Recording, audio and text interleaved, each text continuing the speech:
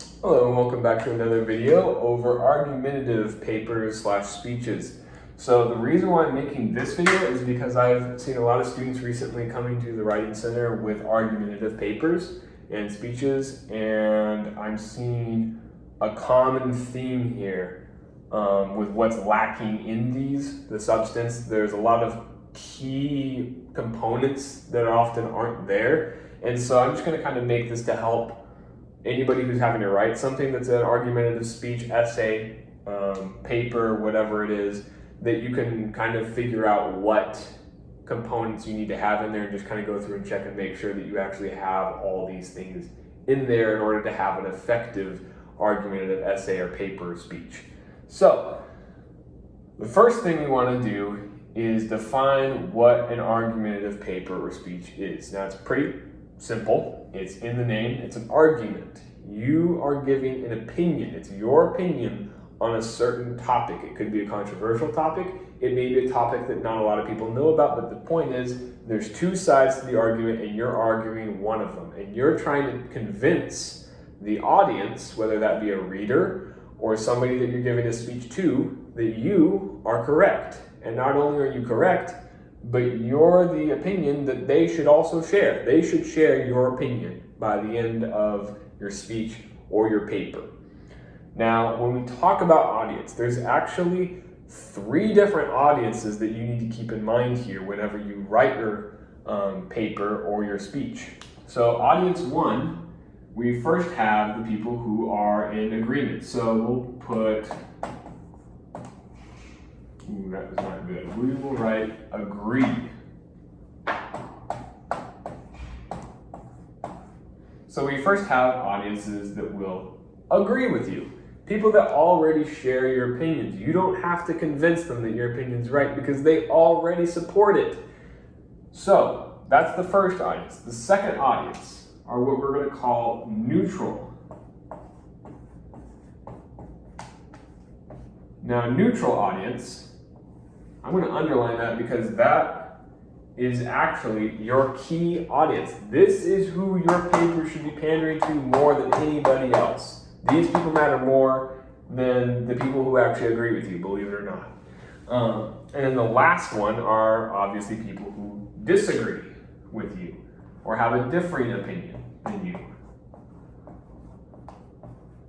So there's actually 3 different audiences that you are going to be pandering to here and trying to convince. Now, there's different goals based on the audience that you want to reach. And like I kind of said before, right here, neutral is the audience that you want to be reaching for most. So what do you need to do for the audience that already agrees with you? Well, pretty simple. We're going to reinforce whatever this argument, whatever this narrative is. You're going to reinforce it. You're going to say, you already believe it? Good. Let me tell you why you should believe it even more. Let me give you some more stuff that you can use to prove and reinforce that yes, you are correct. And let me help you remember exactly why you're correct, essentially. So we're going to reinforce those ideas that they already believe in. You don't have to convince them. You just reinforce. Neutral. Now, neutral is an interesting audience because they are neither disagreeing or agreeing with you. They're in the middle. They haven't really decided on an opinion. They haven't really settled on what they think. They're probably trying to stay back out of it because they don't know what to think and they don't really care enough to think. So what we want to do is we want to turn these neutral people into agree, because here's the thing.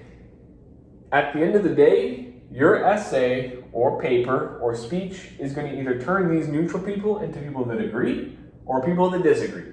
It's going to go one of 2 ways. They're most likely not going to stay neutral by the end of this. They're either going to hear your argument and they're going to go, wow, that was a really good argument. I need to agree with that. Or they're going to say, wow, that was really bad. That was really terrible. I can think of a whole bunch of different ways that straight up was not true.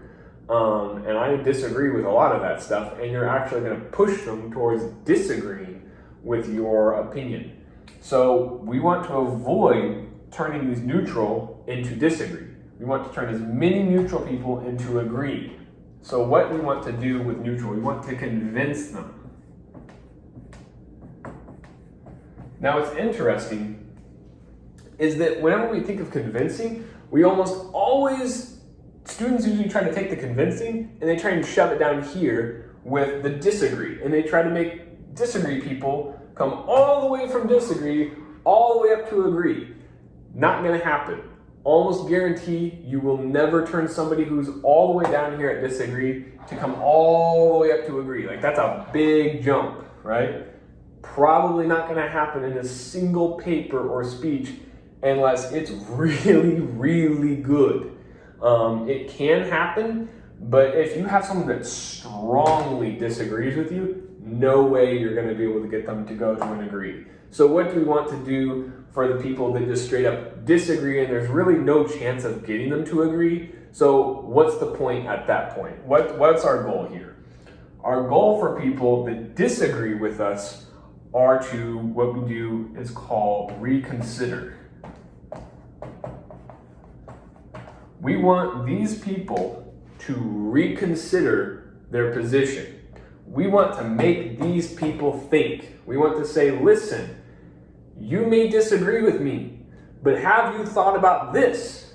You may disagree with me, but have you ever heard this argument before? Have you ever thought about this perspective before? And you want to shift the perspective that they have maybe grown up with, that maybe they've been taught, maybe they've been experienced themselves. We want them to reconsider everything they know. And it's a very subtle thing to do, but it can turn somebody from a disagree back into a neutral where they don't really know what they believe anymore, which then can be turned into an agree.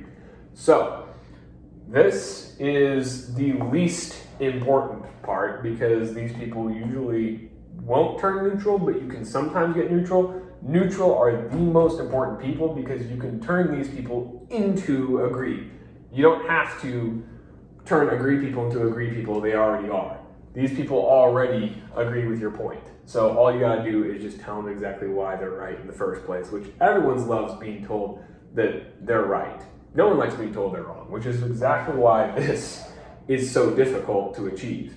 But it's very subtle because you're telling them, you know what? I don't ask you. I'm not asking you to actually agree with me. All I'm asking you to do is just reconsider. Just think, why do you believe what you believe? Is what you believe actually right? Or are there maybe some holes that maybe you haven't thought of and you need to slightly shift your perspective, right? And that's exactly how you win somebody over in an argument or a disagreement when they straight up have a very strong opinion that's in contrast to yours. So, how do we do all of these things? How do we meet all of these goals? Well, there's one word that can summarize the entire thing. It's going to do all of it, and I'm going to write it in red because it is that important. It's very simple. It's called evidence. And you may be thinking, well, duh.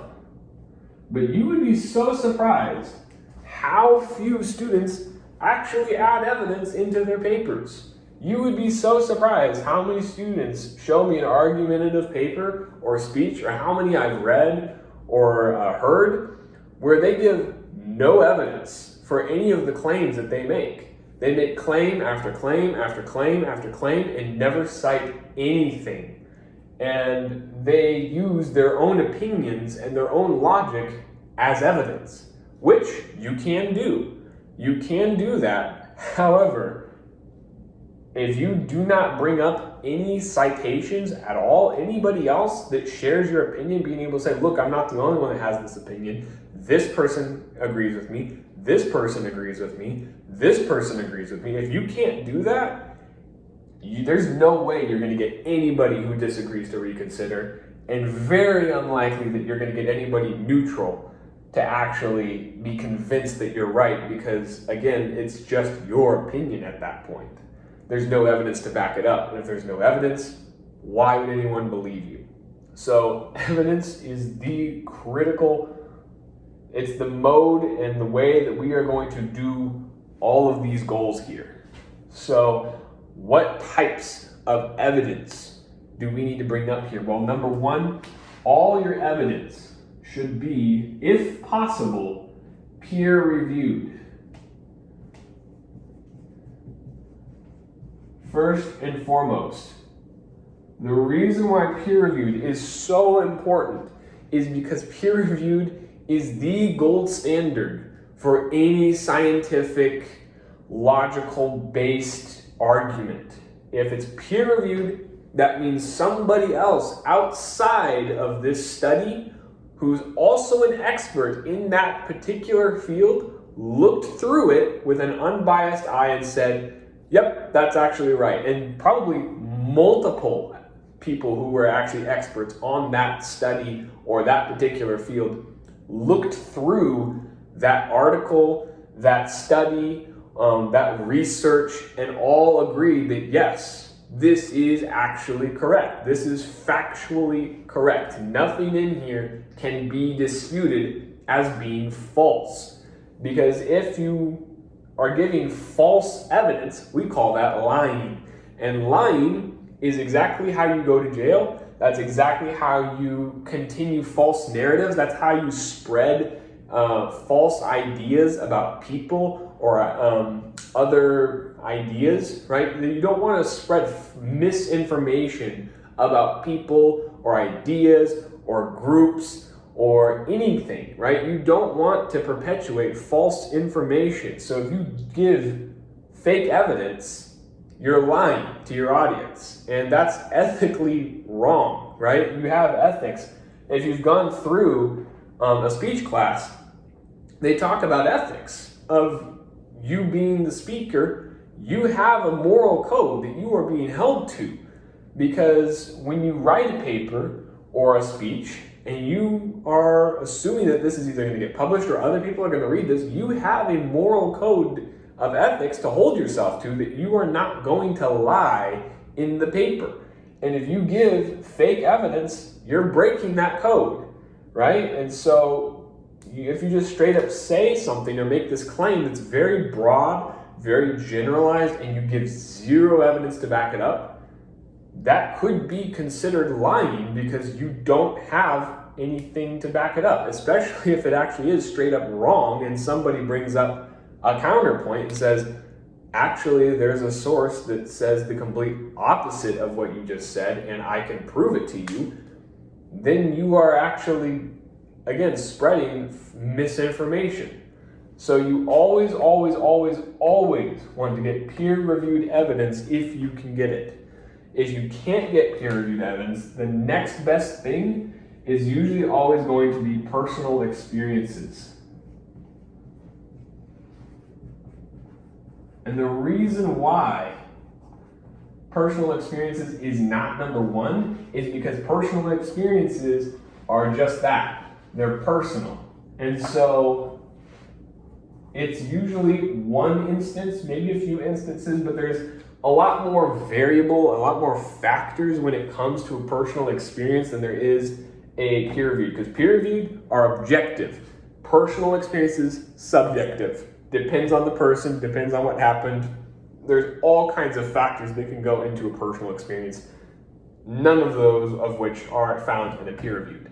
So peer-reviewed first best, personal experiences second best. The reason why I'm putting personal experiences up here as the second best piece of evidence is because nobody can technically dispute it.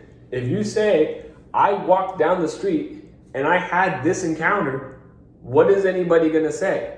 That you didn't have that encounter? The only way that they could discredit this personal experience is just to say, you're straight up lying. Like, you're making up a story. So, very unlikely, again, if you're actually an ethical speechwriter or you're being ethical when you're writing your paper, your personal experience is totally valid because it actually happened and you have recollection of it. And so you can use your personal experiences as evidence. I wouldn't recommend using your personal experiences as your main evidence. I would use peer-reviewed as your main evidence and kind of support that with your personal experiences. which is totally fine to use them. But again, if you base your entire argument just around personal experiences and you don't bring in any peer-reviewed stuff, it's very subjective. It's very unlikely that people are going to actually agree with you. They may say, man, I'm really sorry that happened to you. However, the majority of people don't have that experience. Therefore, while it may have actually happened to you, the chances of that happening to everybody else, very low. And so that's where you get discredited as it being a very subjective thing versus a objective evidence. So that's another thing to think about, is whether or not your evidence is subjective or objective.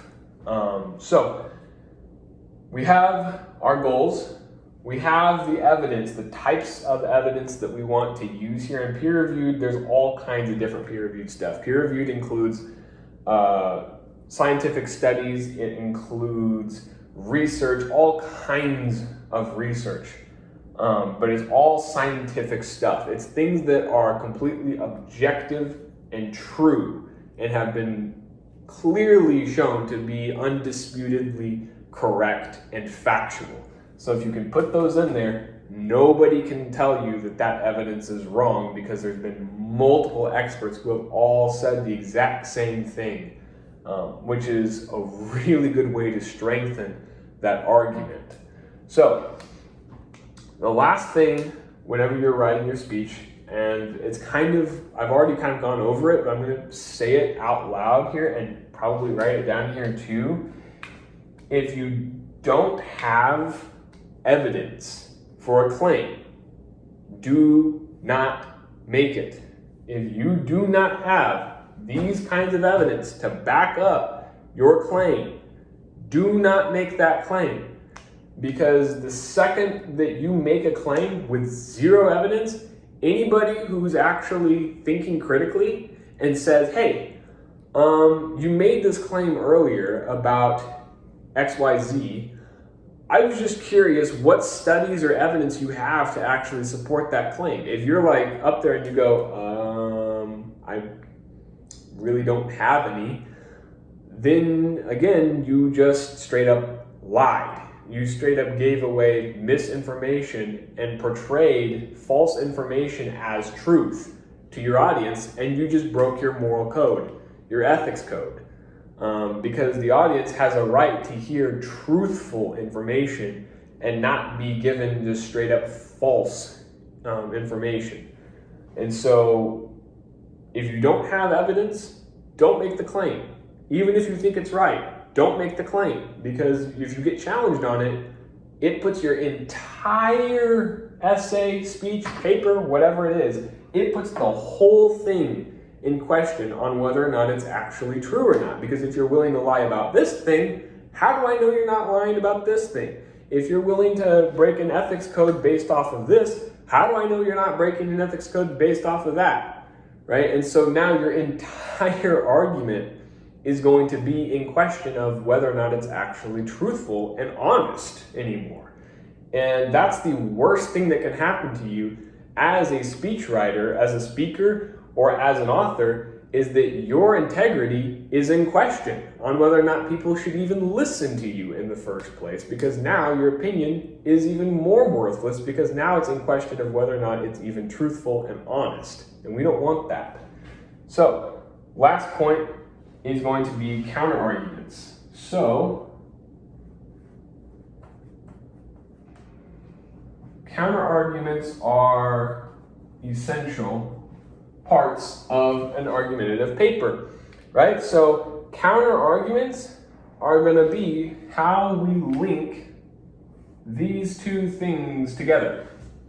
So, a counter-argument is going to, actually we don't need a little hyphen there, counter-arguments are going to be how we get people to reconsider. So what counter-arguments are is essentially you go to this group of people right here, this audience, this disagree audience, and you say, I know what you're thinking. You're thinking this. However, let me provide you with some evidence that actually suggests the opposite and actually agrees with me and not you. and specifically discredits your ideas and credits my ideas, right?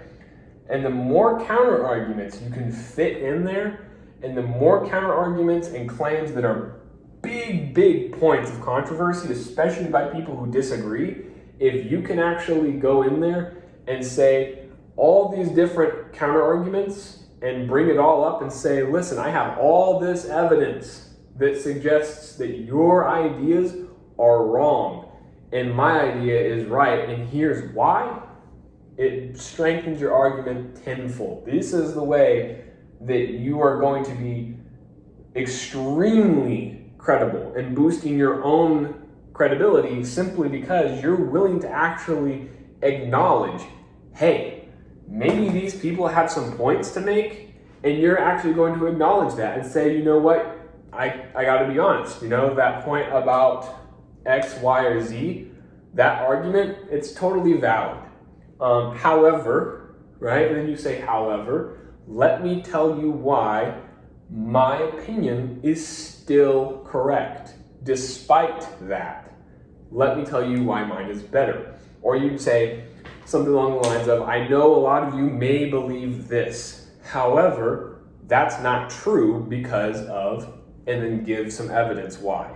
So if you can add counter arguments are also evidence. So you usually want to do a combination of these three, specifically peer-reviewed and counter arguments. If you can do these two things over and over and over again throughout your evidence and throughout your essay and throughout your paper, it's going to make your paper super strong, super ethical, and really credible for other people to be able to read and maybe even end up citing in the future if you get it published.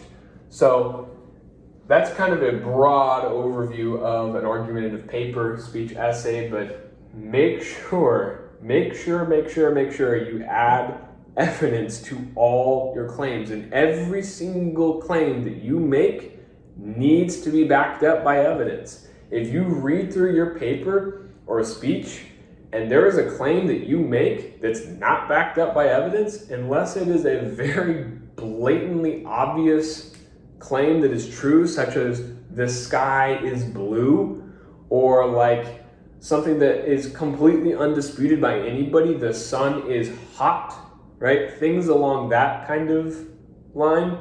Unless it's something that's that undisputable that unless you are trying to just argue for the purpose of arguing, that nobody's going to say, oh yeah, where's the evidence for that, right?